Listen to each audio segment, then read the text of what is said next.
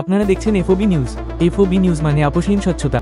দামোদর নদের জলের তলায় প্রায় 15টি ডাম্পার। দামোদর নদে জল বাড়তেই ঘটে বিপত্তি। জলের নিচে ডুবে যায় একাধিক ডাম্পার। হঠাৎ করে ডিভিসির জল ছাড়ায় পূর্ব বর্ধমানের গলসি থানার অন্তর্গত বহুগ্রাম এলাকার সন্ধ্যা বালিঘাটে বালি বোঝাই করতে আসা প্রায় 15টি ডাম্পার জলের তলায়। ঘটনার জেরে এলাকায় চাঞ্চল্যের সৃষ্টি হয়েছে। জানা গেছে, রাতের বেলায় দামোদর নদ থেকে বালি বোঝাই করতে আসে বহু ডাম্পার। তার মধ্যে বেশিরভাগ ডাম্পার বালি বোঝাই করে নদী থেকে বেরিয়ে যেতে সক্ষম হলেও আটকে পড়ে প্রায় 15টি ডাম্পার।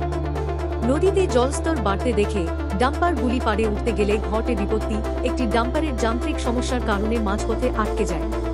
তার পিছনে থাকা আরও প্রায় 14টি ডাম্পার সেখানে দাঁড়িয়ে পড়ে।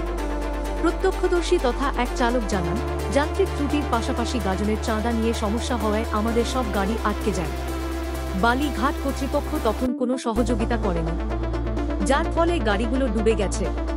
তিনি আরও জানান, শেষ মুহূর্তে একটি জেসিবি দিয়ে উদ্ধারের চেষ্টা করা হলেও তা ব্যর্থ হয়। এখন দেখার বিষয়, দামোদর নদের জলে ডুবে থাকা এই ডাম্পারগুলিকে কিভাবে উদ্ধার করবে। গলসি থেকে শেখ আজহারউদ্দিনের রিপোর্ট, এফওবি নিউজ।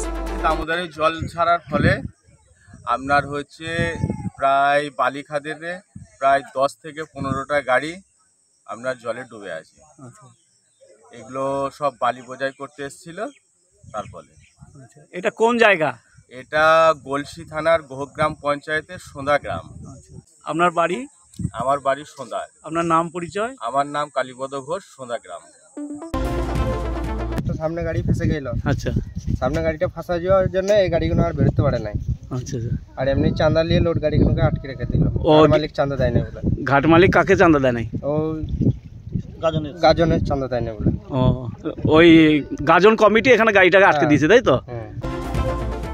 রাত 12টার সময় হঠাৎ করে নদীতে জল চলে আসার কারণে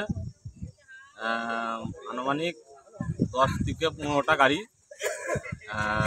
জলের তলায় ডুবে যায়। আচ্ছা, এটা কোন জায়গা? এটা গোহগ্রাম সন্ধ্যা। গোগ্রামের সন্ধ্যা ঘাট। হ্যাঁ, এই ঘাটটাতে নিয়মিত গাড়ি চলে, তাই তো? হ্যাঁ, নিয়মিত গাড়ি চলে।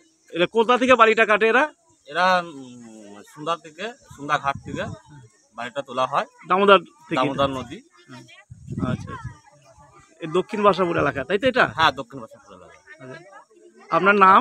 রাজকুমার মন্ডল।